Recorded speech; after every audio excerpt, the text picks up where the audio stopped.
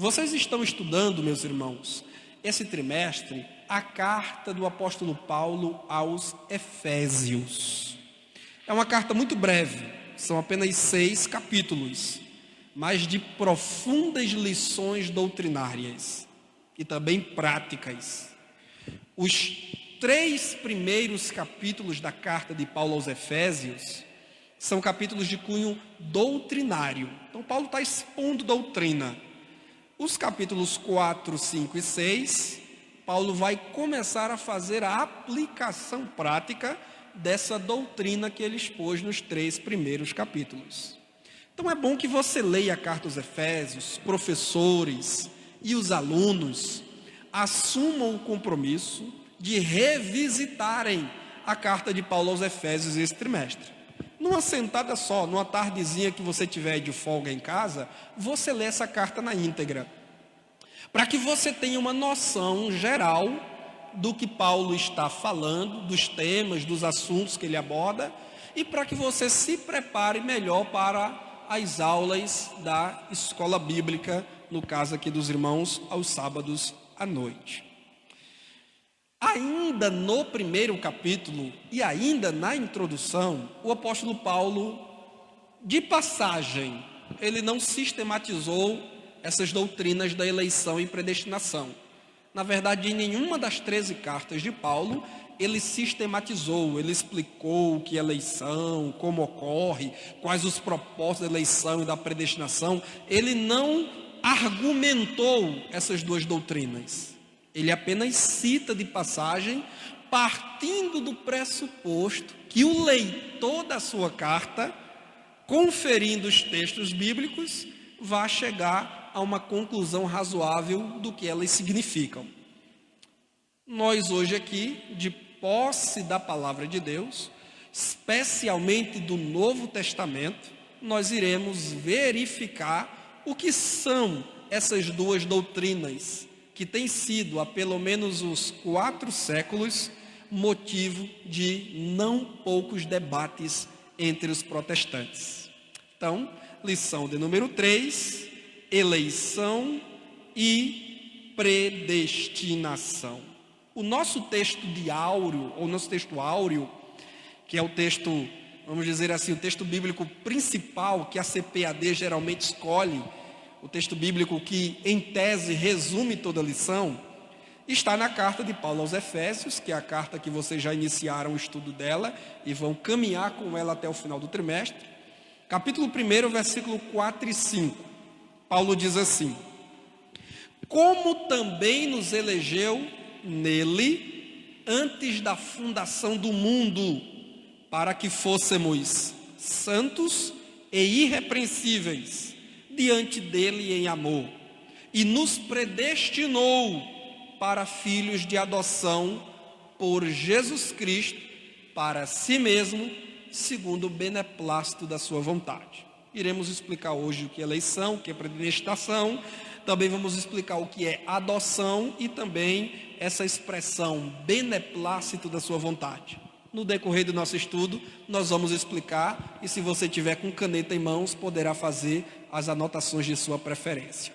Muito bem, na nossa introdução, que não é a mesma que está na revista, é a introdução que eu fiz para esse estudo, eu digo o seguinte: as doutrinas da eleição e predestinação não são invenção de teólogos. Mas esse negócio de eleição, isso aí é um negócio de teólogo. Esse povo que não tem o que fazer fica inventando essas palavras, essas coisas aí que ninguém entende nada. Não foram teólogos, nem foram denominações religiosas. Isso é coisa dos calvinistas, isso é coisa dos presbiterianos. Não foram os presbiterianos que inventaram, nem também os assembleianos. Eleição e predestinação são verdades que se respaldam na Bíblia Sagrada. Se vocês forem ler aquelas referências que estão ali, Romanos 8, 29 e 30, Efésios 1, 4, 5 e 11, 1 de Pedro, capítulo 1, versículo 2, 2 de Pedro, capítulo 1, versículo 10 e 11, algumas dessas referências nós vamos ler no decorrer do nosso estudo, vocês vão ver que tanto Paulo como Pedro, as cartas que estão ali citadas são de Paulo e Pedro, eles mencionam as palavras predestinação e as palavras eleição, quer na sua forma substantiva, quer na sua forma verbal, predestinar, eleger. Então isso está na Bíblia.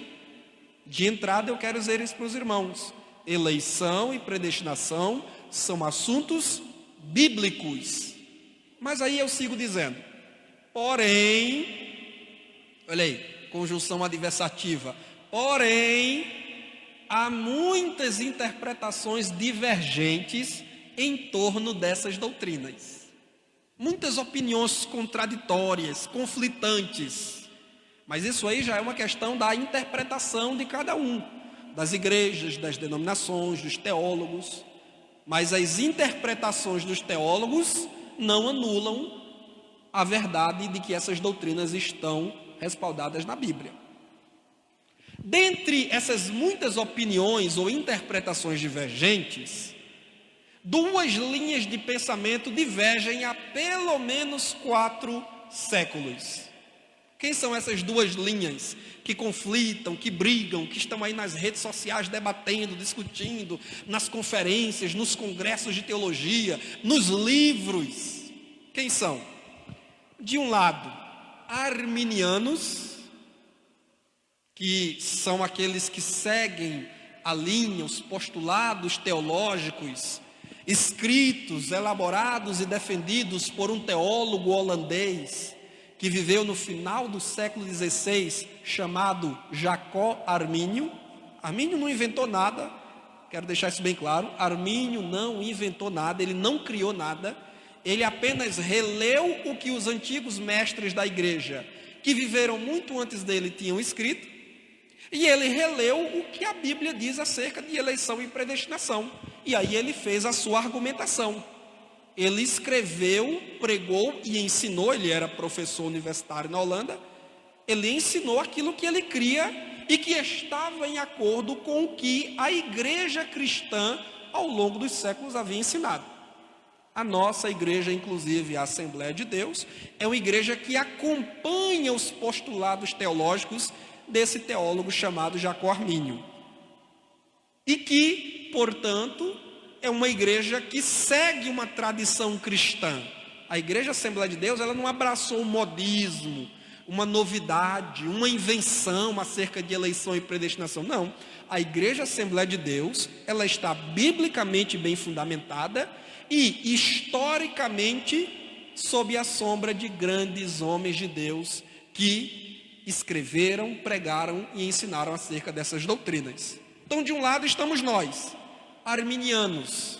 Quem quer se identificar como arminiano ou quem não quer, tudo bem, não tem problema, mas no final das contas a gente crê como Jacó Armínio cria, e essa é uma tradição boa de ser defendida e seguida. Como diz o autor da carta aos Hebreus, lembrai-vos dos vossos pastores e guias que vos ensinaram a palavra de Deus, atentando para a fé dos quais imitai. Então, de um lado estão os arminianos, que creem como Armínio cria. Do outro lado estão quem? Os calvinistas, que remete a João Calvino, que viveu um pouco antes, inclusive, de Jacó Armínio, também no século XVI na Europa, né? De origem francesa, mas atuou muito na Suíça. Os seguidores de João Calvino, que creem, que abraçam seus postulados, esses defendem também a doutrina da eleição e predestinação, mas com uma diferença. Enquanto nós cremos e ensinamos eleição e predestinação condicionais, porque isso é doutrina bíblica, eleição e predestinação. Mas como é que a gente crê? A gente crê que a eleição e a predestinação são condicionais. Condicionais a quê? A gente vai explicar daqui a pouquinho no primeiro tópico ainda, tá bom? Os calvinistas não. Os calvinistas, eles dizem, olha, nós cremos em eleição e predestinação, mas como sendo obras incondicionais de Deus. Não há qualquer condição que Deus tenha estabelecido para uma pessoa ser eleita ou predestinada. Ela será eleita e ela será predestinada, dizem os calvinistas, porque Deus quer e porque Deus colocou o seu selo sobre essas pessoas, e elas irresistivelmente serão eleitas por Deus para a salvação e predestinadas para a vida eterna. Nós dizemos não. Deus elege e Deus predestina, mas com uma condição que Ele estabeleceu previamente. Daqui a pouquinho vamos ver que condição é essa. E aí eu sigo dizendo, olha, neste específico, ou seja, nesta questão da eleição e predestinação, mais nos alinhamos aos postulados arminianos, por verificarmos que eles se alinham à palavra de Deus. Eleição e predestinação baseados na fé e na perseverança em Jesus Cristo. Em rápidas palavras que vamos tentar destrinchar um pouco mais nos tópicos a seguir, os arminianos, que somos nós, cremos que Deus elege e predestina pessoas, mas com a condição da fé ocorrendo primeiro no coração do pecador. Em outras palavras, o pecador precisa crer em Jesus Cristo para então ser contado entre os eleitos e receber as bênçãos da predestinação. Os calvinistas dizem não, ninguém precisa nem crer. Na verdade, o homem irá crer porque Deus o elegeu para crer. Então, na opinião do calvinismo, a eleição vem primeiro e a fé vem depois. Porque Deus elegeu, porque Deus colocou na eternidade o carimbo sobre essa pessoa, ela vai crer e ela vai ser salva. E aí vem a teoria calvinista, que diz que uma vez salvo, salvo para sempre. Dentro do calvinismo tem uma lógica isso. Por quê? Porque se Deus elege pessoas incondicionalmente para a vida eterna, então é claro que aqueles sobre quem Deus colocou seu selo para serem eleitos e salvos, serão salvos para sempre, porque Deus colocou o carimbo nelas. É impossível que elas se percam. Nós dizemos não, Deus escolhe pessoas, mas Ele primeiro exige fé e perseverança. Se tiver fé, essa pessoa será contada entre os eleitos de Deus, e ela vai garantir essa eleição se ela perseverar nesta fé em Jesus Cristo, podendo correr o risco de não perseverar e declinar da eleição. Bem, se isso já provocou alguns porquês e algumas dúvidas na mente de vocês, eu já fico feliz, estamos aquecendo os motores, vamos tentar explicar a partir de agora. Primeiro tópico, eleitos para uma vida santa e irrepreensível. E aí, para garantir que ninguém cochile, eu vou pedir que vocês repitam o título desse tópico, no 3, pode ser? 1, 2, 3.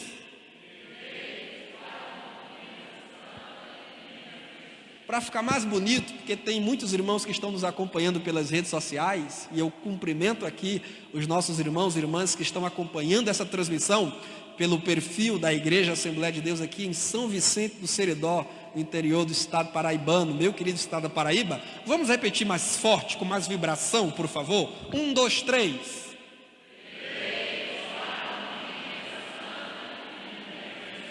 Muito bem, vamos lá. Primeiro ponto deste primeiro tópico, o que é que nós temos aí em nossa revista? A eleição divina. Pronto, então agora a gente vai explicar o que é eleição.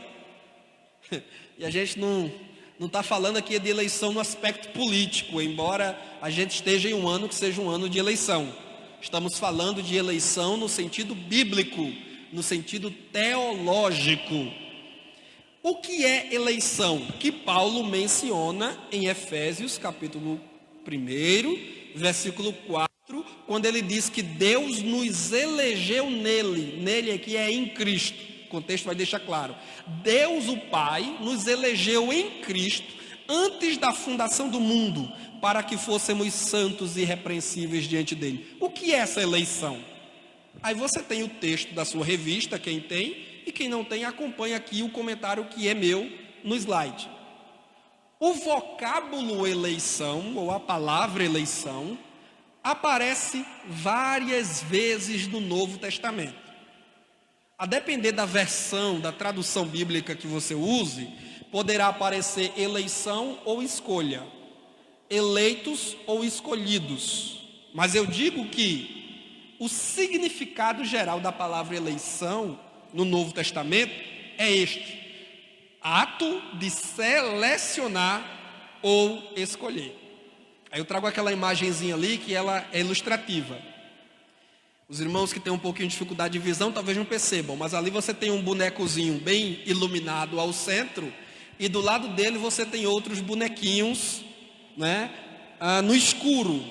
A ideia da eleição aqui seria mais ou menos essa: Deus escolhendo este e os outros permanecendo fora da eleição, da escolha, da seleção de Deus.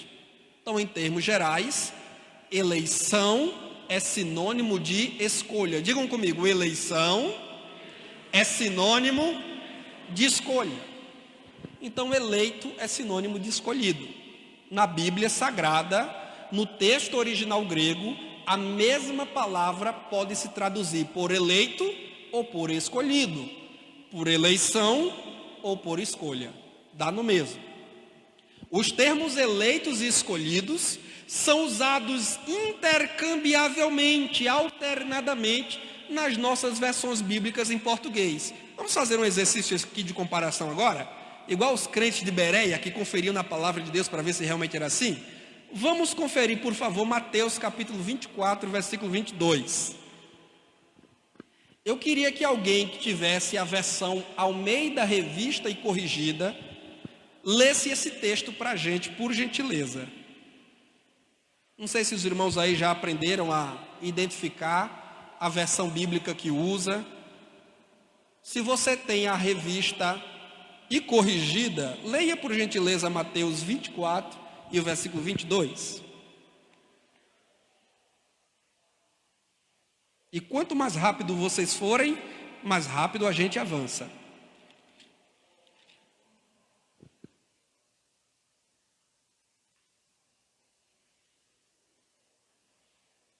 Se você está com a Bíblia de estudo pentecostal, se você está com a Bíblia de estudo aplicação pessoal, é a versão Almeida corrigida.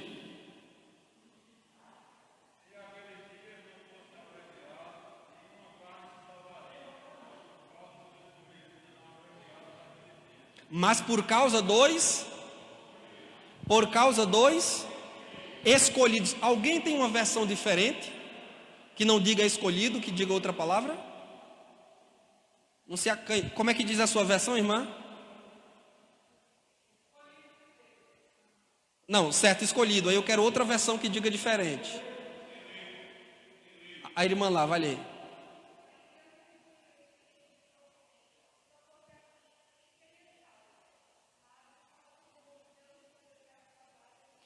Por causa do povo que Deus escolheu. Tem alguma outra versão que não use o verbo escolher? Diga, irmã, como diz a sua?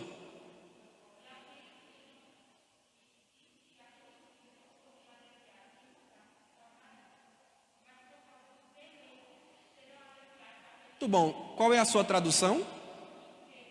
King James. Muito bem. Olha só. Qual é a sua tradução?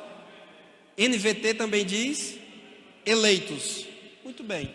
NVT, NVI, King James não traduziram escolhidos. Traduziram eleitos. Está errado? Isso é uma Bíblia calvinista? Não. A palavra no texto grego, ela pode se traduzir por eleitos ou por escolhidos, porque eleito é alguém que foi escolhido. Vamos trazer aqui no sentido mais usual. Um prefeito eleito não é o prefeito que foi escolhido por meio do voto?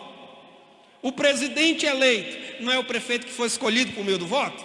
Então, eleição e escolha são termos sinônimos. Estou dizendo isso só para os irmãos verem que nas próprias traduções bíblicas, a palavra eleição aparece como sinônimo de escolha.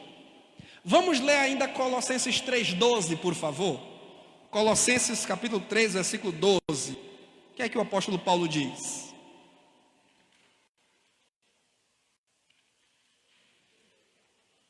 Novamente, quem tem uma versão Almeida corrigida, que é a versão tradicional, né? A versão oficial da CPAD, da Assembleia de Deus no Brasil, é Almeida Corrigida. Colossenses capítulo 3, versículo 12, o que é que diz lá?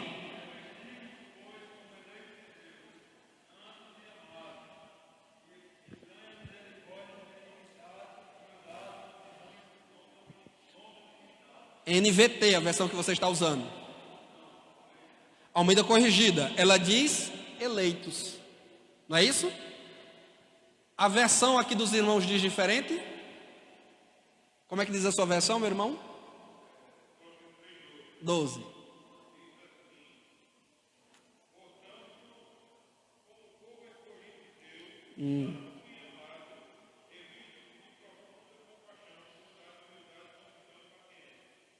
Muito bem. Ali nós temos Almeida Corrigida dizendo eleitos de Deus. Aqui agora nós temos também a expressão eleitos de Deus aparecendo mais uma vez. Outras versões vai dizer povo escolhido de Deus. Não é assim? Só para vocês verem que as próprias traduções bíblicas, elas podem usar uma palavra ou outra sem nenhum problema. E a NVI. Para você ver, ora a própria versão corrigida, ora ela diz escolhidos, por causa dos escolhidos esses dias serão abreviados, ora ela diz eleitos. E às vezes a NVI ela diz ora escolhidos e ora ela também diz eleitos. Não tem nenhum problema. A eleição, atenção aqui, a eleição é um ato de Deus. Essa escolha quem faz é Deus. Não somos nós mesmos que nos elegemos, que nos escolhemos para a salvação, segundo critérios que nós mesmos estabelecemos. A eleição é um ato de Deus. Observe que em Efésios, capítulo 1, versículo 3 e 4, vamos conferir? Efésios, capítulo 1, versículo 3 e 4. O que é que o apóstolo Paulo diz? Ele diz assim, na versão Almeida atualizada: bendito Deus e Pai de nosso Senhor Jesus Cristo, que nos tem abençoado. Quem é que nos tem abençoado? Deus, com toda sorte de bênçãos espirituais nas regiões celestiais em Cristo, assim como nos escolheu, ou como diz a Almeida Corrigida, nos elegeu nele, em Cristo. Aí eu pergunto, quem foi que nos elegeu? Deus. Digam, Deus. Então pronto. Quem é que pratica ação? Aí a gente vai olhar para as nossas aulas ainda no ensino básico, né? A gente tem o verbo eleger. Quem é que pratica a ação de eleger? É Deus. Então uma eleição é um ato de Deus. Isso aqui não foi nem Armínio, nem Calvino quem disse. É Paulo, autor inspirado, que está dizendo para nós. Deus nos elegeu. Ou seja, Deus nos escolheu. Então, a ação de escolher alguém é uma ação de Deus. Mas como? Aí aqui é onde a gente começa porque veja bem, tanto arminianos de um lado como calvinistas de outro creem na eleição. Mas o que vai começar a diferenciar a forma como cada um crê vai ser a partir dessa pergunta. Deus escolhe pessoas, mas como Ele faz isso? Como? Como é que Deus escolhe? Que Deus escolhe, está muito claro. Paulo diz que Deus nos escolheu. Pronto, então ninguém questiona. Deus é quem escolhe. Deus é quem escolhe pastor, Deus é quem escolhe quem vai ser profeta, Deus é quem escolhe quem Ele vai usar como músico na igreja, quem vai ser líder na igreja, quem vai ser missionário. As escolhas são de Deus. Quando o homem escolhe, nunca dá certo. Então Deus é quem escolhe. Agora, como é que Deus escolhe? Próximo. Aí nós vamos para o segundo ponto desse primeiro tópico, que é as condições da eleição. Então observe que nós já partimos só no título, ao dizer as condições da eleição, nós já estamos partindo do pressuposto que há condições para que a eleição se concretize. Os nossos irmãos presbiterianos e os calvinistas batistas ou congregacionais, eles dirão, não, que absurdo é esse? Não há condições para eleição. Deus é soberano E sem impor nenhuma condição, ele escolhe quem ele quer para salvar. Não se pode falar em condição para eleição, mas há condição sim. A Bíblia nos diz que há condições para sermos escolhidos por Deus, para recebermos a bênção da salvação. Vamos ver. Deus escolhe pessoas para a salvação. Essa afirmação a princípio pode ser chocante. Peraí, como é que é? Deus escolhe pessoas para a salvação? Vou te explicar, calma. Não me taque pedras, segure as pedras aí. Deus escolhe pessoas para a salvação. Porque se Deus não escolhesse pessoas para a salvação, de duas uma, ou Deus salvava todo mundo, ou Deus não salvava ninguém. Vou explicar mais uma vez. Se Deus não escolhesse, não passasse por uma peneira aqueles a quem ele dá a bênção da salvação, então ele estaria chamando aleatoriamente e salvando todo mundo à torta e à direita, sem impor nenhuma condição, sem impor nenhum critério. Você é salvo. Por que eu sou salvo? Não, porque você é salvo, porque eu quero te salvar. E você não é salvo. Por que você não é salvo? Não, porque eu não quero te salvar. Por os quintos dos infernos. Não. Deus escolhe. Há uma peneira de Deus. Há critérios, há condições que Deus estabeleceu. Vamos refletir sobre isso. A escolha de Deus para a salvação não é arbitrária. Não é uma escolha sem estabelecer quaisquer condições, como se Deus atirasse às cegas. Mamãe mandou eu escolher esse daqui, mas como eu sou teimoso, eu vou querer aquele dali. Não, Deus não faz isso. Deus não tira no pau ímpar. Não. Deus ele tem critérios. A própria palavra nos garante que há condições para os homens cruzarem a porta da salvação e receberem as bênçãos que aguardam do outro lado da porta. Eu estou construindo um argumento. Aí eu digo assim: a sincera vontade de Deus, que amou o mundo, esse é o coração da Bíblia, João 3,16, o crente que se converteu semana passada já sabe esse versículo de cor. João 3,16, quer ver como todo mundo sabe? 1, 2, 3. Porque Deus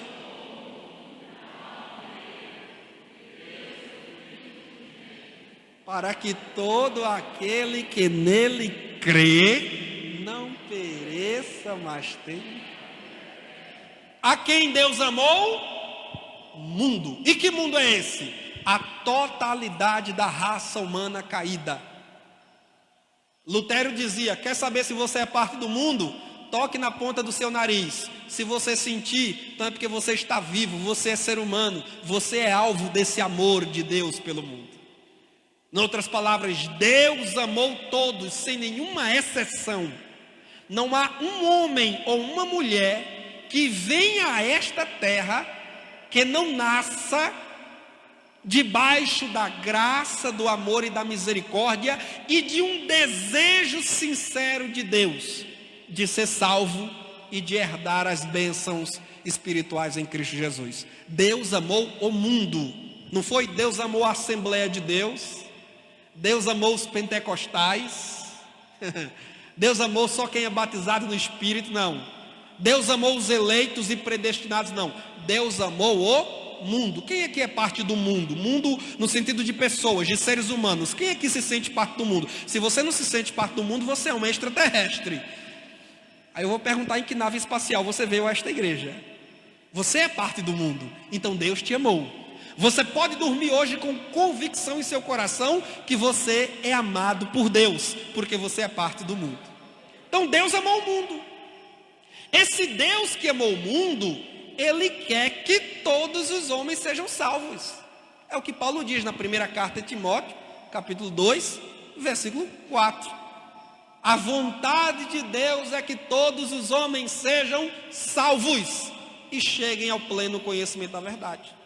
Então Deus não tem uma vontade que contradiga essa, uma vontade que seja conflitante com essa, não. Deus quer salvar todos os homens, mas ao mesmo tempo Ele quer salvar só os eleitos, não. É todos os homens mesmos. E todos os homens ali não é homem no sentido do gênero masculino, é homem no sentido de espécie, e aí inclui as mulheres. Obviamente, é o ser humano, né? Para a gente não cometer a gafe lá da ex-presidenta Dilma Rousseff, né? O homo sapiens e a mulher sapiens. Não, homem é a humanidade. Deus ama e quer salvar toda a humanidade. E para isso, para atrair o mundo inteiro para a salvação, o que é que ele fez? Primeiro, doou seu próprio filho, que morreu por todos.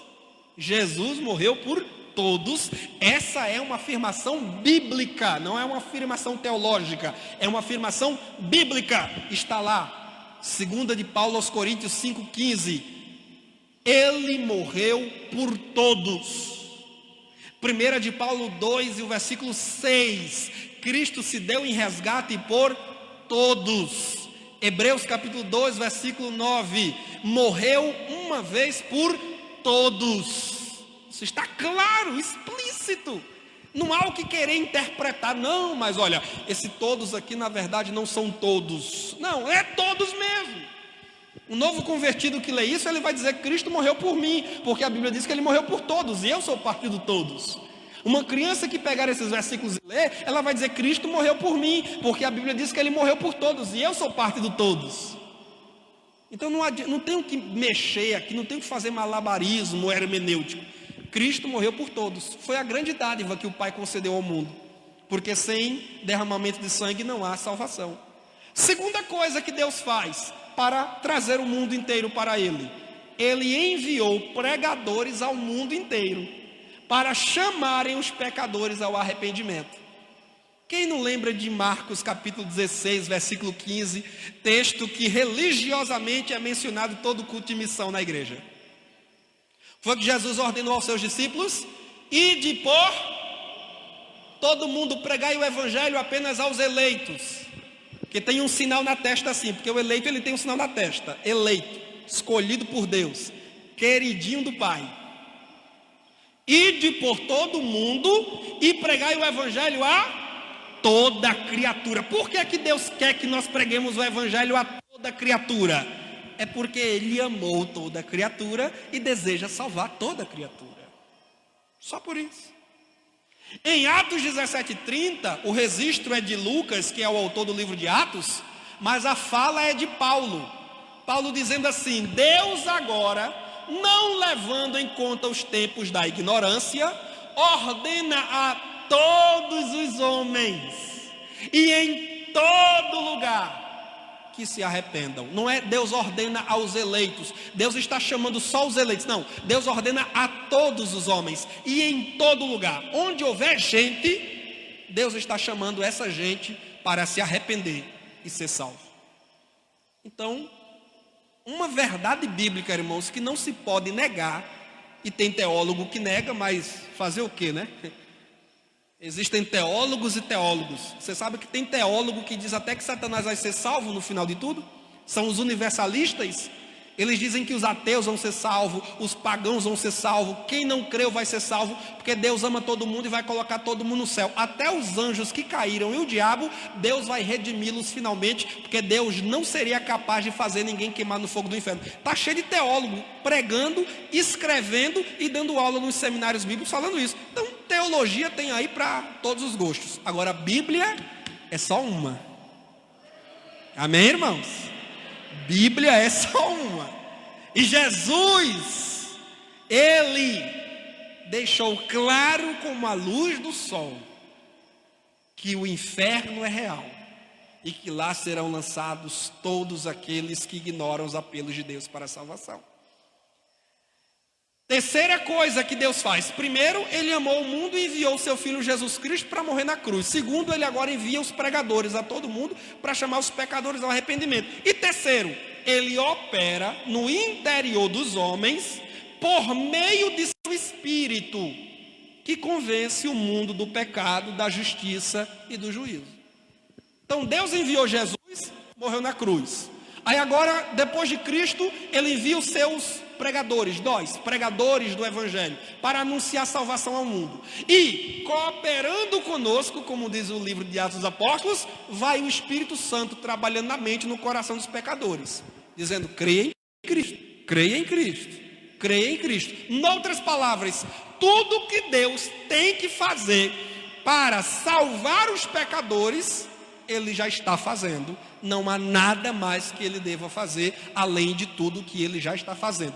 Todos os investimentos Deus já tem feito. Por quê? Porque ele ama o mundo inteiro. Não é só um grupo, não é só uma parcela do mundo. Próximo slide. E aí o que é que eu digo agora? Todos são chamados, mas nem todos são escolhidos. Quem foi que disse isso? Jesus. Mateus 22, a parábola das bodas, da grande festa. Muitos são chamados, mas poucos escolhidos, ou poucos são eleitos. Por quê? Isso porque, para ser escolhido ou eleito por Deus, porque é Deus quem escolhe, é Deus quem elege, mas para ser eleito por Deus, o homem precisa atender o chamado. Todos são chamados, mas nem todos são escolhidos, porque nem todos respondem positivamente ao chamado de Deus. Não é porque Deus não queira salvar, não é porque Deus não enviou graça salvífica para algumas pessoas, não é porque Deus olhou e disse: eu quero você, mas não quero você, eu quero ela, mas não quero ele. Não. Quem não é contado entre os eleitos é porque não atende ao chamado de Deus, é porque não obedece ao Espírito Santo, é porque não consente em seu coração que é pecador e que precisa do Salvador Jesus. É só por isso. Mas a vontade de Deus é salvá-lo também. Todos que serão lançados no inferno foram desejados por Deus para a salvação. Mas por que serão lançados no inferno?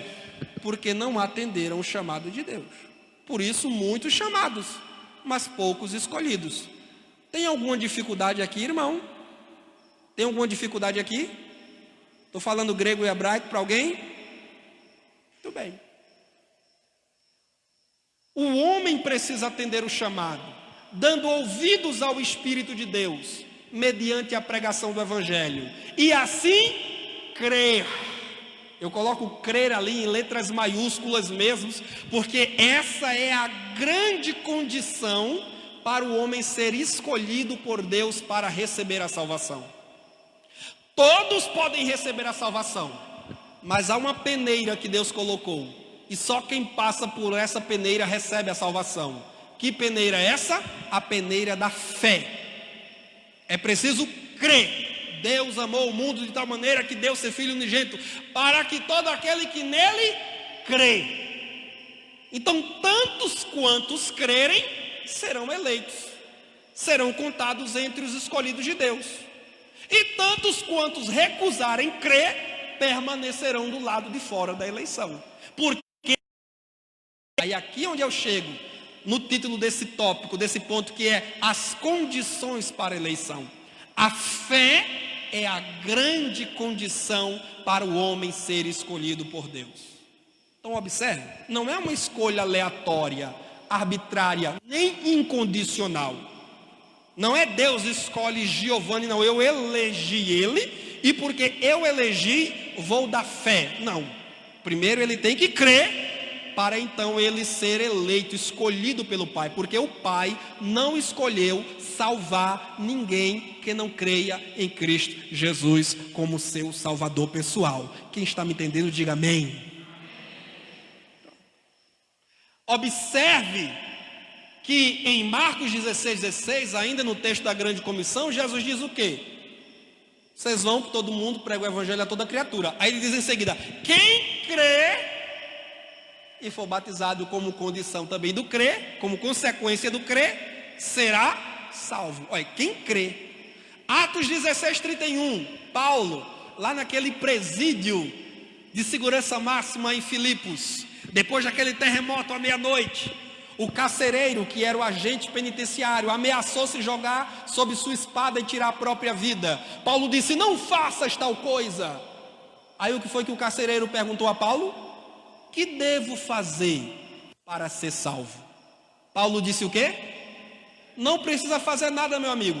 Olha, o negócio é o seguinte, deixa eu te explicar. Se tu for eleito para ser salvo, Deus vai te trazer para a salvação. De um jeito ou de outro tu vai vir.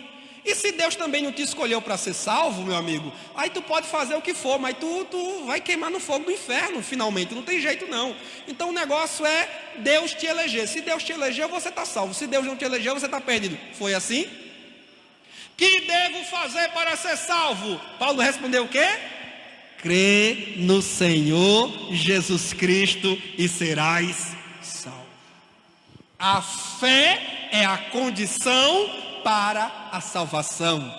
A fé é a condição para a eleição, para ser contado entre os escolhidos de Deus. Deus não escolheu ninguém antes da fé. Deus, em Efésios 1:4, Paulo diz que Ele nos elegeu em Cristo Jesus antes da fundação do mundo. Aí aqui dá um nó na cabeça de muita gente. Espera aí, meu Tiago. Deus já nos elegeu, já nos escolheu antes da fundação do mundo? Como é isso? Quer dizer que Deus já colocou um carimbozinho em mim que eu ia ser salvo antes que o mundo existisse? Bem, antes que o mundo fosse criado, Deus já tinha um plano de salvação traçado. Quem diz amém para isso, irmão? Os teólogos costumam dizer o seguinte: antes que Deus dissesse haja luz, Ele disse haja cruz. Por quê? Porque antes de criar o mundo, irmã, Deus já sabia que o homem ia pecar. Deus já sabia que o homem ia cair. Sim ou não? Sim ou não? E por que Deus já sabia? Porque Ele é onisciente, Ele sabe de tudo que pode ser sabido, com toda a certeza absoluta, milimétrica. Deus, Ele conhece perfeita e irretocavelmente todas as coisas. Não há nada que tenha acontecido no passado, não há nada que aconteça no presente, não há nada que venha acontecer no futuro, sob a luz do sol ou sobre as trevas da noite, ao ar livre ou nas recâmaras secretas, que Deus já não saiba com perfeição de detalhes. Passado, presente e futuro ocorrem simultaneamente diante dos olhos dele. Ele sabe tudo que pode ser sabido. Ele sabe muito mais de nós do que nós mesmos sabemos. Nossas lembranças de semana passada, que estão adormecidas em nosso subconsciente, Deus mantém viva na memória. Ele não precisa puxar a gaveta, não precisa consultar o escrivão do céu. No relampejo de seu olhar, Ele descobre, discerne, sonda, esquadrinha todas as coisas. Louvado seja o seu nome. Então, antes da criação, Ele já tinha planejado a redenção. Por quê? Porque Ele já previu a queda do homem. Ele já sabia que Adão ia pecar e se desviar dele. E aí alguém nessa hora pergunta: irmão Tiago, então por que é que Deus criou o homem sabendo que o homem ia pecar? A resposta é muito simples. É porque Deus, você pode escrever um livro de 800 páginas discutindo a filosofia de tudo isso, mas a resposta é muito simples e prática. Por que é que Deus decidiu criar o homem, ainda que sabendo que o homem pecaria contra ele? É porque Deus sabia que ele teria muito maior ganho criando o homem, suportando a queda do homem, mas preparando de antemão a redenção do homem, e olhando agora para nós ver os frutos desta redenção, do que simplesmente não criar ninguém e permanecer eternamente ele e apenas os anjos no céu. Deus viu, em outras palavras, irmã, Deus viu que valia a pena para ter hoje a senhora do lado dele. Deus viu que valeria a pena perder alguns que se perdem voluntariamente, que se perderam porque quiseram. Não é porque Deus deu uma rasteira neles, é porque Deus disse: eu te criei, mas não te quero, vou te dar um bicudo e tu vai se precipitar no inferno. Não, quem se perde porque quer. A vontade de Deus é que todos sejam salvos.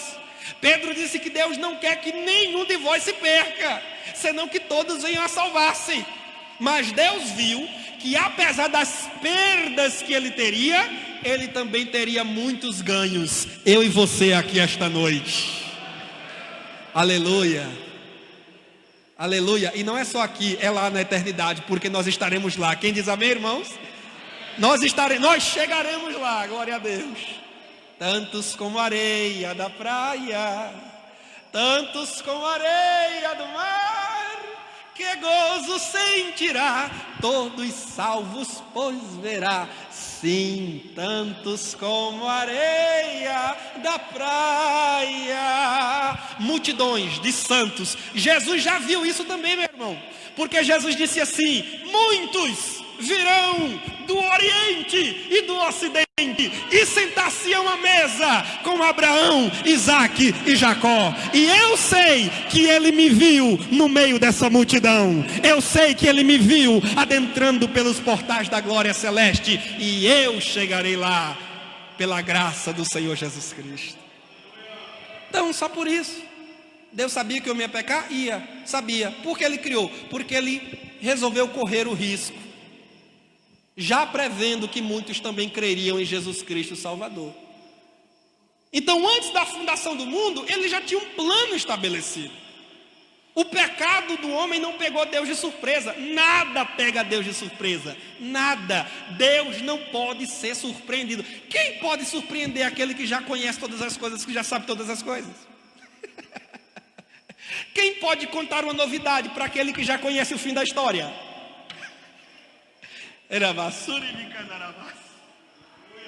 Quem pode chegar para Deus e dizer assim: Senhor, eu tenho uma novidade? Eu já sei, muito antes de você. Davi disse: a palavra não me chegou ainda à boca e tu, Senhor, já conheces. Eita, que Deus grande é esse, irmão! Então, porque ele sabia tudo, ele já planejou tudo. A salvação não é um remendo de Deus. O plano de salvação não é um plano que Deus rabiscou de última hora. Eita, Adão pecou, e agora o que é que a gente faz? Você imagina Deus, irmão, no céu, botando a mão na cabeça e dizendo: meu Deus do céu, e agora? Meu Deus do céu, Deus dizendo: meu Deus do céu. O filho, tem um texto de Apocalipse, capítulo 13, versículo 8, se não me falha a memória. Quem for habilidoso aí na Bíblia pode me corrigir e dar a citação correta. Ou é 13:8 ou é 17:8, que diz que o cordeiro foi morto desde a fundação do mundo. Espera aí, o cordeiro foi morto desde a fundação do mundo? Mas Jesus não morreu 12.000 anos atrás? Sim, na cronologia do tempo, ele morreu 12.000 anos atrás. Mas no plano eterno de Deus, ele já tinha sido decidido como o cordeiro. Cristo já tinha sido eleito. O primeiro eleito, Giovanni, na história foi Jesus Cristo. Aquele a quem o Pai escolheu para ser o cabeça da nossa salvação, o Senhor da nossa redenção. E aqui há uma aplicação prática, e eu chamo a atenção de pregadores, obreiros, professores, músicos, cantores e compositores. Eu já vi muito pregador e muito cantor dizer assim: Deus chegou para os anjos e perguntou quem não poderia vir à terra para morrer pelos homens. E eu até já vi pregador alegorizando assim: Deus chamou Gabriel. Gabriel, você pode, desde que chora até, né? Você pode, Gabriel, ir à terra morrer pelos pecadores. Aí Gabriel disse: não, Senhor, isso é pesado demais para mim. Deus chamou Miguel e disse: Miguel, por favor, vá à terra, morra pelos pecadores. Mas Miguel, embora sendo o príncipe dos anjos, tremeu na base e também não quis vir. E eis que de repente, quando ninguém mais queria vir, resplandeceu uma luz no fim do túnel. Era o Filho de Deus que se aproximava e dizia: Pai, já que ninguém quer ir, eu irei. Nessa hora já tem gente voando por cima dos bancos, dando glória a Deus, falando em língua. Mas está errado, redondamente errado, fatidicamente, banalmente, tristemente errado. Porque o Pai nunca consultou anjos, querubins, serafins, arcanjos. O Pai não rifou, irmão, escute isso, grave e repercuta o quanto você quiser e puder. Deus nunca rifou a nossa salvação no céu. Quem quer, quem pode ir, quem vai, quem quer. Eu vou dar um prêmio para quem for. Deus nunca fez isso. Deus não fez rifa da minha e da sua vida, da minha e da sua salvação. Desde antes da fundação do mundo, Jesus já tinha sido determinado pelo Pai como o Cordeiro de Deus que viria para tirar o pecado do mundo. Deus não consultou anjo, Deus não consultou querubim e serafim. Esse foi um plano traçado, estabelecido e predeterminado pelo Pai, pelo Filho e pelo Espírito Santo. E se você quer saber, a Bíblia diz que os anjos anseiam por entender essas coisas e não entendem, porque foi um plano maravilhoso de Deus traçado na eternidade. Então, pelo amor de Deus, irmão, aí tem gente dizendo: mas lá em Isaías Deus disse assim: a quem enviarei, quem há de ir por nós? Tem nada a ver. Aquele texto não é um chamado para a redenção, é um chamado para a missão. Tanto é que quem respondeu, eis-me aqui, envia-me a mim, não foi Jesus, foi quem? Isaías. E foi Isaías que morreu por você? Foi Isaías que morreu por você? Porque quando você usa aquele texto de Isaías 6, a quem enviarei, quem há de por nós, como sendo um texto que fala de salvação, então você tem que admitir obrigatoriamente que o profeta Isaías é o seu salvador, porque foi Isaías quem disse: eis-me aqui, envia-me a mim. Aquele é um chamado de Deus para a igreja. A quem enviarei as nações? A quem enviarei o mundo? Quem há de proclamar as boas novas? Quem há de anunciar as minhas maravilhas? É um chamado para a missão, um chamado que se estende a todos nós, mas chamado para ser salvador da humanidade. Deus nunca abriu concurso no céu para Salvador. Cristo sempre foi o único nome dado entre os homens pelo qual importa que sejamos salvos. Só para ficar bem clarinho. Antes da fundação do mundo, Deus elegeu, mas elegeu com a condição da fé. Ele já havia estabelecido no plano de salvação que Jesus seria salvador, e seria salvador de quem cresce nele. É só isso que Paulo quer dizer. Deus estabeleceu a fé como condição para a entrada às graças da salvação. Aí eu gosto desse texto de Romanos 5, irmãos. Abra a sua Bíblia comigo, por favor. Romanos 5, eu acho muito interessante esse texto. Romanos capítulo 5, versículos 1 e 2. Olha o que o apóstolo Paulo diz para nós. Justificados, pois, mediante a fé, temos paz com Deus, por meio de nosso Senhor Jesus Cristo, por intermédio de quem obtivemos igualmente acesso pela fé a esta graça na qual estamos firmes. O que é que Paulo está dizendo aqui? Paulo está dizendo que a fé em Cristo nos deu acesso à graça da justificação. Aí eu leio esse texto e costumo parafrasear dizendo assim: a fé é a porta de entrada para a graça da salvação. Todas as... Irmãos, grave isso. Isso aqui é uma leizinha do Evangelho que você grava e nunca mais esquece. É como o artigo 5º da Constituição Federal, sobre os nossos direitos, nossas garantias de liberdades individuais. Você não esquece. Artigo lá, olha, que é cláusula pétrea da nossa Constituição. Pronto. Tem uma cláusulazinha do Evangelho também, que é a seguinte: todas as bênçãos da salvação só serão dadas àquele que crê em Jesus Cristo como seu Senhor e Salvador pessoal. A fé é a porta de entrada para a salvação. Diga comigo, a fé. Um pouco mais de ânimo. Digam, a fé. Cadê os moços e as moças aí?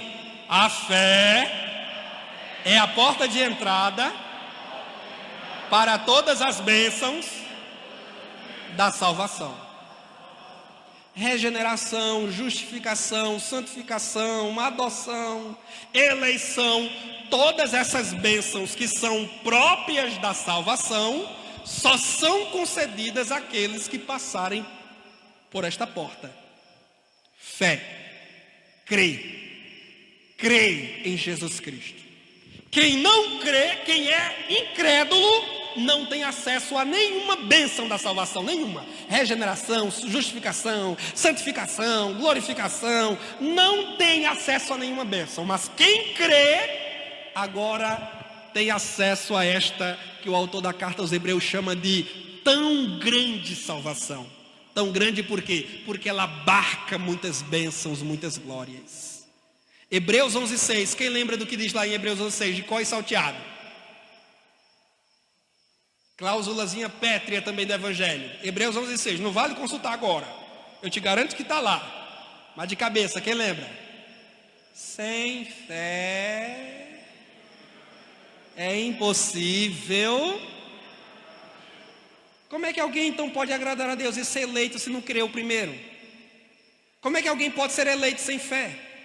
Sem fé é impossível. Irmão, quando a palavra de Deus diz que é impossível, é porque o negócio é impossível mesmo. Porque se eu disser que é possível, se eu, Tiago Rosa, disser que é impossível, Deus ainda pode chegar e dizer não, é possível. Mas quando é Deus quem diz que é impossível, quem vai dizer que é possível? Sem fé é impossível agradar a Deus, porque é necessário que aquele que se aproxima de Deus creia que Ele existe e é galardoador dos que o buscam. Os que creem em Jesus, esses são eleitos para a salvação, ou seja, são escolhidos. Deus dá a salvação àqueles que creem em Jesus, sim ou não? É assim ou não é? Quem aqui é salvo em Jesus Cristo? Quem aqui é salvo em Jesus Cristo? Por que você crê que é salvo? Já sei, comprado com sangue eu sou. Já sei, com Cristo ao céu sim eu vou. Isso não é soberba, isso é certeza de salvação. E por que você tem essa certeza de salvação? Aí eu lembro do que diz o profeta: criei, por isso falei. Aleluia!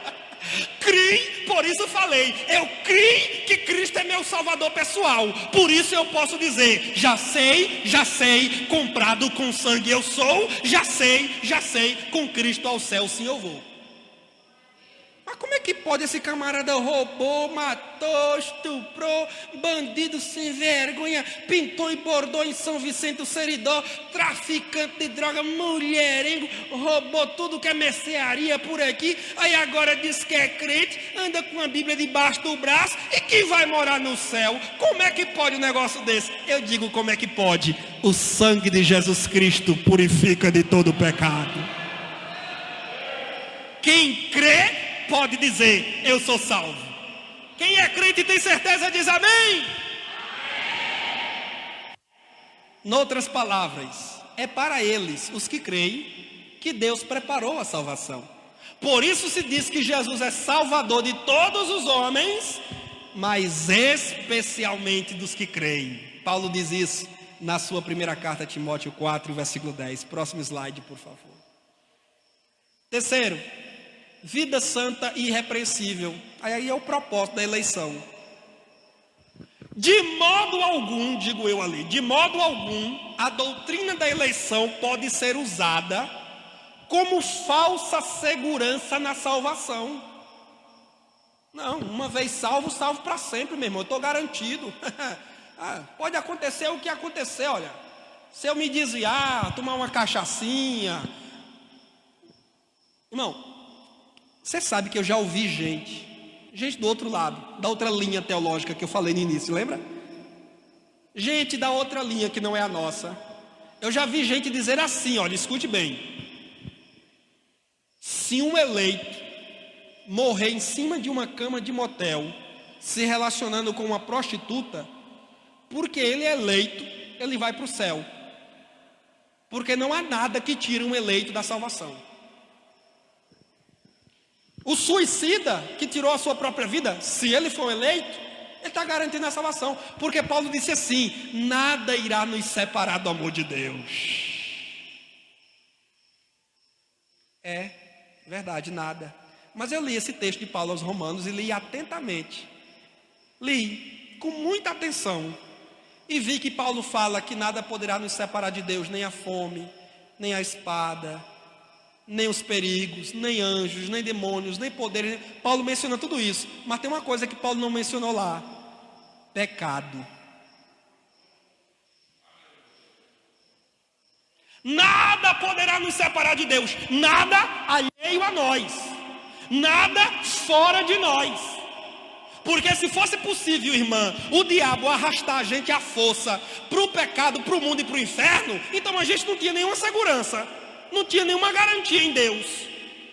Se o diabo pudesse nos tirar das mãos de Deus contra a nossa vontade, qual era a segurança que a gente tinha de dormir hoje tranquilo e acordar no céu de madrugada? Nenhuma. Então nenhuma força do mundo ou do diabo pode nos tirar contra a nossa vontade de Deus. Mas a Bíblia também diz que aquele que persevera na prática do pecado, aquele que persiste na sua iniquidade, olha o que diz Hebreus 10:38, o meu justo viverá pela fé, mas se ele recuar, a minha alma não tem prazer nele. Então tem gente que está dizendo aí que nem o pecado vai tirá-lo de Deus. Vai sim, porque o próprio Deus já disse em Isaías 59, as minhas mãos não estão encolhidas para que não possa salvar, e os meus ouvidos não estão tapados para que não possam ouvir, mas as vossas iniquidades fazem separação entre vós e mim. Então o pecado separa o homem de Deus, sim ou não? Aliás, pecado é a separação do homem de Deus. Então que história é essa dizer, não, eu posso pecar, mas se for eleito eu estou garantido? Tá, não, isso é falsa segurança. Entendeu errado a Bíblia, entendeu errado Paulo. Aquele que foi escolhido para a salvação por meio da fé que demonstrou em Cristo, agora precisa viver na fé, precisa viver na obediência e na santidade, porque Hebreus 12:14 diz assim, segui a paz com todos e a santificação, sem a qual ninguém verá Deus. Não tem pastor, presbítero, evangelista, diácono, professor, teólogo, mestre, cantor, poeta, não tem ninguém verá a Deus se não viver em santificação. Morreu na prática do pecado, não se arrependeu, o final, as trevas exteriores, abismo eterno. Se não fosse assim, seria inútil a Bíblia reiteradas vezes nos chamar à santidade e à perseverança, nos conclamar ao arrependimento e à vigilância. Seria inútil Jesus ter dito, estai pronto, acesas as vossas lamparinas, vigiem, porque vocês não sabem que hora virá o Filho do Homem, se de manhã, de tarde, de noite ou de madrugada, estejam prontos a qualquer momento. Não adiantaria nada Jesus dizer isso, porque ainda que eu não esteja pronto, ainda que eu esteja com minha vida bagunçada e desordenada, cheia de vício, de mentira, de adultério, de fornicação, de prostituição, de trambicagem, de mentira, de engano e de idolatria, porque eu sou eleito, eu estou garantido, uma vez salvo, salvo para sempre. Com essa conversa, Satanás tem arrastado muito crente para a condenação eterna. Aquele que perseverar até esse será pronto. A tão grande salvação a qual tivemos entrada pela fé, chama-nos agora para sermos santos e irrepreensíveis, é o que Paulo diz em Efésios 1:4-5. Deus nos elegeu em Cristo antes da fundação do mundo, para que fôssemos santos e irrepreensíveis. O que é irrepreensível? Santo você já sabe. Santo é aquele que é separado do pecado e consagrado a Deus. Irrepreensível o que é? É aquele que faz por onde não merecer repreensão. É aquele cuja conduta é ilibada, íntegra. Viste meu servo Jó? Justo, íntegro e que se desvia do mal. Será que Deus pode testemunhar diante do inferno assim ao nosso respeito também hoje? Justa, íntegra e que se desvia do mal. Será que os céus podem fazer essa declaração ao nosso respeito? Busquemos a integridade do nosso irmão Jó, porque a escolha de Deus que agora está sobre nós é para que vivamos em santidade e em irrepreensão. Eu gosto do que diz o pastor Claudio de Andrade. Ele diz, você pode não falar grego, hebraico e aramaico, mas tem uma língua que você deve dominar, é a língua da irrepreensibilidade. O jovem cristão tem que fazer por onde merecer elogio, estima, respeito. A mulher crente andando na rua, ela tem que merecer respeito, não pode andar no meio da rua e os homens ficarem psiu para cá, psiu para lá, é gostosa, é isso, é aquilo. E muitas vezes ela sai abafando, se achando em cima do salto. Muitas vezes é um rapaz crente, é psiu para cá, é psiu para lá. Muitas vezes é um homem casado e dá liberdade para uma e dá liberdade para outra. Você está debaixo de repreensão, meu irmão. Sua vida está escancarada para Satanás operar e trazer toda sorte de mazela. Faça por onde merecer o elogio que o profeta Elias mereceu. Eu vejo que este homem que passa todos os dias pela nossa porta é verdadeiramente um homem de Deus. Eu gosto do que João o apóstolo diz de João Batista, no capítulo 1 do Evangelho de João. João o apóstolo, mencionando João o Batista, ele diz assim: houve um homem, não é um moleque, não é um desordeiro, não é um mulherengo, não é um herege, não é um falso profeta. Houve um homem enviado de Deus, cujo nome era João. Irmão, eu quero que quando eu morrer, eu não quero morrer, eu quero ser arrebatado, e creio que sou parte da geração do arrebatamento. Mas se por acaso aprover a Deus me levar antes do arrebatamento, eu quero que a fama que eu deixe para trás seja igual a de João Batista. E quando mencionarem o meu nome lá na frente, mencionem dizendo assim: aqui por esta igreja passou um homem enviado de Deus. Aqui por essa igreja passou uma menina, ali era crente, as outras, mas aquela ali era crente, de respeito. Quando o pastor dizia vamos dobrar o joelho e orar, ele orava. Aquela irmã era crente. A gente nunca pegou ela de conversinha, de leva e traz. Aliás, quando isso acontecia, ela era a primeira que saía de perto. Mulher que temia a Deus. Pense numa mulher cheia do Espírito Santo. Foi para isso que Deus nos escolheu. O apóstolo Pedro, esse texto é interessante. O apóstolo Pedro exorta-nos a confirmar a nossa eleição mediante uma vida santa. E aqui eu quero chamar você a ler comigo esse texto. 1 de Pedro, capítulo 1, por favor, versículo 3 a 11. Nós não vamos ler o texto todo, para poupar aqui o tempo, eu vou ler apenas os 2 últimos versículos. Abra sua Bíblia. 1 de Pedro, capítulo 1, versículos 10 e 11. O contexto ali, Pedro está falando de santificação, de valores morais que o cristão tem que adicionar à sua vida. Aí já caminhando para o final dessa exortação, Pedro diz assim, versículo 10 e 11. Foi a respeito dessa salvação, deixa eu ver se é a 1 de Pedro ou é a 2. Eu acho que eu errei ali a referência. Não, é 2 de Pedro, viu, irmãos? Não é a primeira, não, é 2 de Pedro, capítulo 1, versículo 10 e 11. 2 de Pedro, viu? O slide ali está errado. 2 de Pedro 1, versículo 10 e 11. Olha o que é que Pedro diz. Por isso, irmãos, procurai com diligência cada vez maior confirmar a vossa vocação, ou chamado, e eleição. Porquanto procedendo assim, não tropeçareis em tempo algum. Pois desta maneira, ou seja, procurando diligentemente confirmar a eleição, é que vos será amplamente suprida a entrada no reino eterno de nosso Senhor e Salvador Jesus Cristo.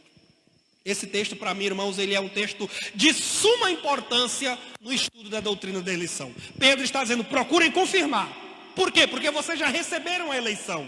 Vocês já fazem parte dos escolhidos de Deus, visto que vocês creram em Cristo a quem Deus enviou. Mas agora, vocês têm que confirmar isto, para que vocês tenham uma garantia de cruzar pelos portais de pérola do reino eterno de Deus. Por quê? Porque muitos recebem a eleição, mas não perseveram nela e acabam desviando-se da salvação, renunciando à herança que Cristo galgou para nós na cruz do Calvário. Pedro está dizendo, é assim que vocês terão ampla entrada no reino eterno de Cristo, procurando diligentemente cada vez mais confirmar. Como é que o crente confirma a sua eleição?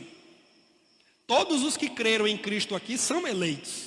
Mas como é que você confirma? Como é que você garante? Como é que você toma posse dessa eleição? Santificação, temor diário, obediência irrestrita a Deus, oração, estudo da palavra, comunhão com Deus, comunhão com sua igreja, são recursos que o próprio Deus nos proporciona para fincarmos os nossos pés e aprofundarmos as nossas raízes na salvação. De outro modo, aí olha o que é que Pedro vai dizer no capítulo 3 dessa mesma carta, pegue aí, 2 de Pedro 3, versículo 17, a gente conhece o 18, né? Todo professor de escola dominical conhece 2 de Pedro 3, 18, crescer na graça e no conhecimento, mas quase ninguém conhece o versículo anterior, o 17, olha o que é que Pedro está dizendo aqui. Pedro, que falou da eleição, ele vai dizer assim no versículo 17, do capítulo 3, vós, pois, amados, prevenidos como estáis de antemão, ou seja, vocês foram avisados, vocês foram instruídos, acautelai-vos, tenham atenção, tenham sobriedade, sejam vigilantes, e não suceda que, arrastados pelo erro desses insubmissos, descaiais da vossa própria firmeza. Então o crente pode decair da sua firmeza, sim ou não? O crente pode desviar-se de Cristo, sim ou não? Pode. Se ele não vigiar, se ele não mantiver a posição, ele será arrastado por sua própria negligência. Mas Deus nos livre e nos guarde. Diga comigo, me guarda, Jesus. Próximo slide. Aí aqui a gente vai correr agora. Predestinados para filhos de adoção. A gente explicou o que é eleição e predestinação.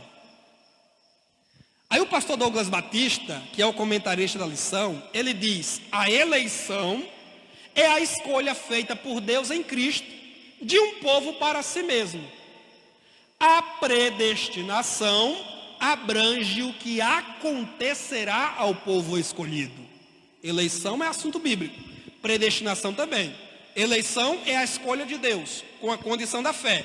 E a predestinação é aquilo a que Deus nos tem previamente destinado. O que Deus previamente determinou para que acontecesse em nós, que somos os seus escolhidos pela fé. O verbo grego prorizou, que é o verbo predestinar em português, traz a ideia de predestinar ou predeterminar. Isto é, estabelecer de antemão, decidir previamente, determinar antes. Deus preparou coisas gloriosas e para tais coisas Ele tem predestinado os que creem em Jesus Cristo e vivem para Ele. Próximo slide. Predestinação, eu quero que você entenda aqui, porque se faz muita confusão neste assunto. Se tem torcido muito o significado de predestinação bíblica. Predestinação tem mais a ver com algo do que com onde, ou para onde estamos predestinados. Convém perguntar para o que Deus nos predestinou, ao invés de para onde Deus nos predestinou. A doutrina da predestinação não tem necessariamente a ver com Deus destinando previamente pessoas para o céu ou pessoas para o inferno, não. Predestinação bíblica tem mais a ver com o que Deus reservou de antemão, que Ele agora deseja nos dar, que Ele agora deseja nos predestinar para essas coisas, para este algo. Por isso eu insisto, predestinação tem mais a ver com algo preparado previamente para nós, do que um lugar para que nós fomos destinados previamente. Confira isso comigo na Bíblia. Em Romanos 8, 29, Paulo menciona a predestinação. E ele diz que Deus nos predestinou para sermos conforme a imagem de seu Filho. Paulo não disse Deus nos predestinou para o céu ou para o inferno. Deus nos predestinou para algo. Que algo? Nos assemelharmos a Jesus. sermos como filho de Deus, em caráter, em santidade, em integridade. Em Efésios 1:5, que é a carta em estudo desse trimestre, Paulo diz que Deus nos predestinou para a adoção de filhos, para algo, não é para onde. É para que Deus nos destinou? Para sermos adotados em sua família. Todos quantos creem em Cristo Jesus, eleitos, agora são destinados a entrarem na família de Deus, que é a igreja amada. Os predestinou, Efésios 1:11, para sermos o louvor da sua glória. Ou seja, Deus é glorificado em nós. É por isso que a Bíblia diz que há festa no céu, pelo quê? Um pecador que se arrepende. Os anjos no céu festejam a obra redentora de Cristo. Os anjos no céu celebram o Salvador Jesus Cristo. Os anjos no céu glorificam a Deus toda vez que um pecador é salvo na terra. Nós somos o louvor da glória de Deus. Então observe, Paulo em momento algum ele fala que Deus nos predestinou para o céu ou para o inferno, porque predestinação não tem tanto a ver com um destino, um lugar, tem mais a ver com uma qualidade de vida, frutos espirituais, que Deus já preparou como um grande baú de ouro, e que agora nós que cremos em Cristo, podemos nos apropriar desses tesouros guardados neste baú. Se alguém me entende, diga amém. Próximo. Filhos de adoção, que é o que Paulo disse, que Deus nos predestinou para sermos filhos por adoção. O que significa filhos por adoção? Entre muitas bênçãos a que Deus nos tem predestinado, o apóstolo Paulo destaca a adoção de filhos em Efésios 1:5. O sucinto dicionário de Almeida assim define o sentido teológico de adoção. Preste atenção. Ato de tornar legalmente filho aquele que não é filho por natureza. Pela adoção, Deus aceita como membros da sua família os pecadores que se voltam para Ele com arrependimento em fé. Então Deus nos predestinou para sermos recebidos como filhos em sua família espiritual. Por quê? Porque originalmente, naturalmente, nós não éramos filhos de Deus. Nesta mesma carta de Efésios, capítulo 12, versículo 3, Paulo diz que nós éramos por natureza filhos da ira. Nós que vivíamos no pecado, na cegueira, nas trevas, éramos filhos da ira, da condenação eterna. Não existe esse negócio de todos nós somos filhos de Deus desde que nascemos. Não. Pelo contrário, todos quando nascemos filhos da ira. Nós somos feitos filhos de Deus, recebidos na família do Senhor, a partir do momento que cruzamos a porta que eu falei para vocês agora há pouco, que é a porta da fé. Por isso Paulo coloca a adoção de filhos como a predestinação da eleição. Todos quantos creem estão agora direcionados por Deus para serem recebidos na sua família como filhos adotivos, que em termos legais têm os mesmos direitos de um filho biológico. Nós temos todos os direitos que um filho biológico de Deus tem. A herança que Jesus conquistou na cruz do Calvário, nós temos parte nela. É por isso que Paulo usa uma expressão que é co-herdeiros com Cristo. O que significa dizer? Nós dividimos com Cristo a herança que é dele. Quem diz amém por isso? Glória a Deus. O trabalho foi todo dele e agora a gente goza da herança que ele conquistou. Isso se chama graça de Deus. Próximo. Os privilégios da adoção. O apóstolo Paulo usa uma analogia da adoção na sociedade romana, em que o filho adotado recebia o direito ao nome e aos bens de quem o adotava. Deus não nos vê como adversários ou inimigos, nem como gentios fora da aliança. Aliás, irmãos, grave isso também. Nós éramos gentios, estrangeiros, antes da fé. Agora não faz mais sentido nos tratarmos como gentios. Gentios são os pagãos. Gentios são os descrentes, são os estrangeiros, são os que estão fora dos pactos e das alianças com Deus. Éramos nós antes, agora nós não somos mais gentios, agora nós somos família de Deus, filhos de Deus, igreja e casa do Deus vivo. Como filhos de Deus, temos o privilégio de viver na sua presença, o direito às heranças de Jesus Cristo e o dever de obedecê-lo e honrá-lo. Então nós que somos filhos adotados, nós temos direitos, privilégios e deveres, como todo filho adotivo tem na casa do seu pai. Diga comigo: direitos, privilégios e deveres. Próximo slide. Tópico 3, último.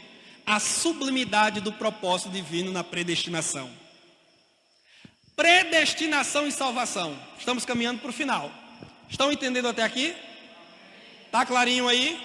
Eu gosto de dissecar bem direitinho para ninguém sair com dúvida. Mas é claro que está longe de mim achar e ter a pretensão que eu vou resolver todo esse assunto aqui hoje. Discordamos peremptoriamente da doutrina da predestinação incondicional para a salvação, que foi introduzida de modo inédito na história do cristianismo por um bispo africano chamado Agostinho, numa região da África chamada Hipona, lá entre os séculos IV e V. Antes de Agostinho, ninguém havia falado em predestinação incondicional. Não, Deus salva sem estabelecer condição, e Deus determina para o céu e a vida eterna sem estabelecer condição. Quem trouxe essa inovação para a igreja foi esse bispo católico de nome Agostinho de Hipona. Mas nós não concordamos assim. João Calvino abraçou essa doutrina de Agostinho. E olha o que é que João Calvino escreveu na sua famosa obra Institutas da Religião Cristã. A referência está no slide para quem quiser consultar depois. João Calvino, de onde vêm os calvinistas, ele disse assim: chamamos predestinação o eterno decreto de Deus, pelo qual houve por bem determinar o que acerca de cada homem quis que acontecesse. Pois ele não quis criar, Deus, de acordo com Calvino, não quis criar a todos em igual condição. Ao contrário, preordenou a uns para a vida eterna, a outros a condenação eterna. Portanto, como a cada um foi criado para um ou outro desses dois destinos, assim dizemos que um foi predestinado para a vida, outro predestinado para a morte. Alguém aqui concorda com isso, irmão? Talvez alguém concorde, mas não vai querer se manifestar. João Calvino está dizendo, em outras palavras, que Deus predestinou na eternidade o que quis que acontecesse a cada pessoa. Uns ele não quis salvar e outros ele quis salvar. A quem ele quis salvar, ele predestinou para a salvação. A quem ele não quis salvar, ele predestinou para a morte eterna. Você consegue conceber isso? Aí eu leio Pedro dizendo que Deus não quer que ninguém se perca. Aí eu leio Ezequiel dizendo, Deus dizendo no livro de Ezequiel: eu não tenho prazer na morte do ímpio, mas desejo que o ímpio se arrependa e deixe o seu mau caminho. Aí eu leio João 3,16, Deus amou o mundo. Aí eu leio Paulo dizendo que a vontade de Deus é que todo homem seja salvo. Aí quando eu vejo Calvino dizer, não, Deus não quer que todo mundo seja salvo, ele já predestinou desde o ventre materno, uns para a perdição eterna e outros para a vida eterna. Aí eu nessa hora fico com quem? Com Calvino ou com Paulo, Pedro, João, a palavra de Deus? Deus não predestinou ninguém para a morte eterna. Deus não predestinou ninguém para o inferno eterno, porque senão Deus seria um sujeito bipolar, um Deus que quer salvar todo mundo, quando já destinou previamente um bocado para o inferno eterno, para a morte eterna. E meu Deus não é bipolar, meu Deus não sofre de insanidade, meu Deus não é louco, Meu Deus não fala uma coisa querendo outra. Ele não diz para depois desdizer. Ele não determina algo secretamente e determina outra coisa diferente publicamente. O meu Deus é sábio. O meu Deus é inteligente. O meu Deus é coerente. O meu Deus é Deus de uma palavra só. E se Ele disse que amou o mundo, é porque Ele amou o mundo. Se Ele disse que deseja que todos sejam salvos, é porque Ele deseja que todos sejam salvos. Se Ele não quer que ninguém se perca, é porque Ele não quer que ninguém se perca. E se Ele não tem prazer na morte do ímpio, é porque Ele não tem prazer na morte do ímpio, ponto final. Seja Deus verdadeiro e todo homem mentiroso. Então nós não cremos, por isso que nós não somos calvinistas, porque não cremos nessa predestinação incondicional para o céu e o inferno. Bem pontuou o comentarista da lição, Douglas Batista. Ele diz na lição, nas 6 vezes, e presta atenção, isso aqui é exegese, viu? Isso aqui é exegese bíblica agora. Nas 6 vezes que a palavra predestinação, ou verbo predestinar, aparece no Novo Testamento, nenhuma delas faz referência à condenação de pecadores. Nenhuma. As 6 vezes que a palavra, substantivo ou verbo, predestinação, predestinar, aparece no Novo Testamento, está ali. Você pode consultar todas essas referências em casa. Nenhuma delas fala de predestinar para a condenação. Então onde foi que arrumaram essa predestinação para a condenação, se a Bíblia não fala dela? Os teólogos Wesley Adams e Donald Stamps, que foi o editor da Bíblia de Estudo Pentecostal, eles afirmam a predestinação diz respeito ao que Deus planejou antecipadamente fazer com os que foram escolhidos, com nós os que cremos em Cristo. Dessa forma, a questão da predestinação não significa, presta atenção, olhe, predestinação não significa Deus decidindo antecipadamente quem será salvo e quem não será. Não, predestinação não é isso. Não é Deus dizendo, eu vou predestinar você para ser salvo e você não. Você sim, você... Não, não é isso. Predestinação não é isso.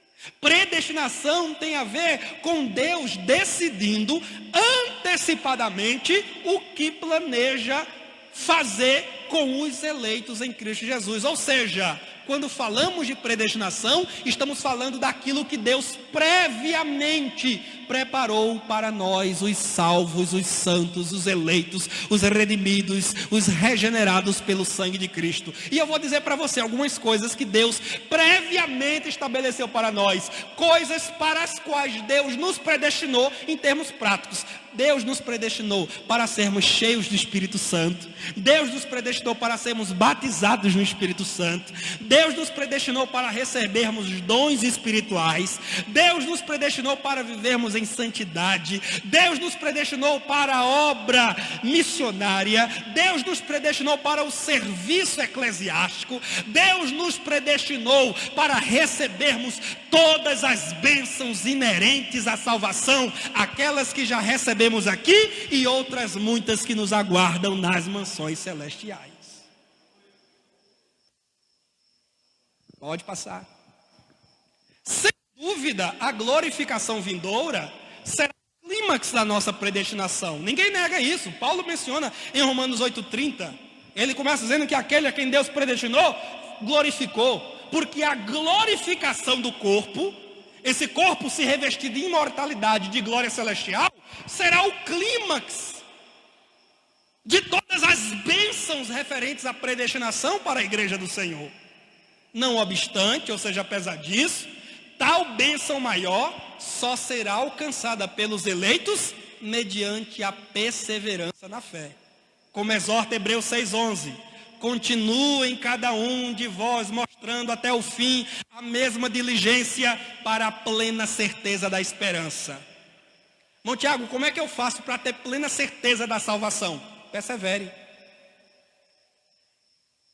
Você pode dizer para a pessoa que está ao seu lado? Quer ter certeza da salvação? Pode dizer, por favor? Só para movimentar um pouquinho, para acordar quem está cochilando. Quer ter certeza da salvação? Persevere.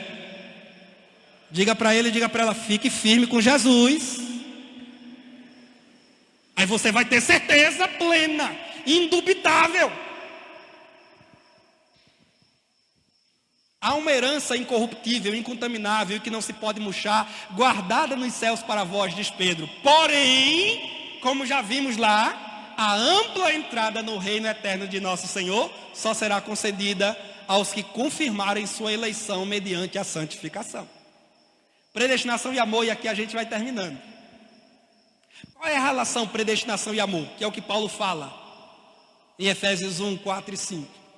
O eleito, que é o escolhido por Deus mediante a fé, e predestinado, ou seja, privilegiado com as bênçãos espirituais previamente determinadas, deve reconhecer o grande amor de Deus, o beneplácito de sua vontade. E o que é beneplácito, irmão? Boa disposição de Deus. O bem-querer de Deus é o seu beneplácito. O bem-querer, a boa disposição de sua vontade e as riquezas da sua graça. Ou seja, nós temos que reconhecer que a posição que agora nós ocupamos e as bênçãos que nós usufruímos espiritualmente falando, pendem do amor, pendem da boa vontade e pendem da graça de Deus, como fontes de todas as dádivas celestiais, agora desfrutadas e muito mais no porvir. Não deve haver orgulho ou sentimento de superioridade no coração de ninguém, mas temor e gratidão. Ninguém pode bater no peito como o fariseu no templo: graças te dou, ó Pai, porque não sou como esta ralé. Eu sou eleito, eu sou escolhido, dou dízimo de tudo quanto ganho, jejum 3 vezes por semana, dou esmolas aos pobres. Ninguém deve se orgulhar, ninguém deve se gabar diante de Deus, porque tudo que nós fizemos para receber a salvação foi crer em Jesus Cristo como nosso Salvador. A obra, o trabalho, a redenção, o sangue, foi Ele quem verteu, não nós. Logo, não temos nada de que nos orgulhar. A fé é apenas uma mão que se estende para receber a tão grande salvação que Deus preparou para nós. Quem tem que se gloriar na salvação é Cristo nosso Salvador, e não nós que fomos salvos pela fé. Então ninguém se gabe, ninguém trate o outro com desprezo, o descrente, o ímpio, feiticeiro, bruxo, prostituto, maconheiro, ladrão. Ah, bandido bom é bandido morto. Esses desgraçados tinham que ser varridos da face da terra mesmo. Esse povo não quer Jesus, tinha mais é que se destruído tudo. Irmão, nessas suas palavras, lave bem a sua boca. Se é uma prostituta velha, destruidora de casamento, está sofrendo essa doença mesmo, bem feito, tomara que morra mesmo para aprender. Lave sua boca, porque você era tão ruim ou ainda pior.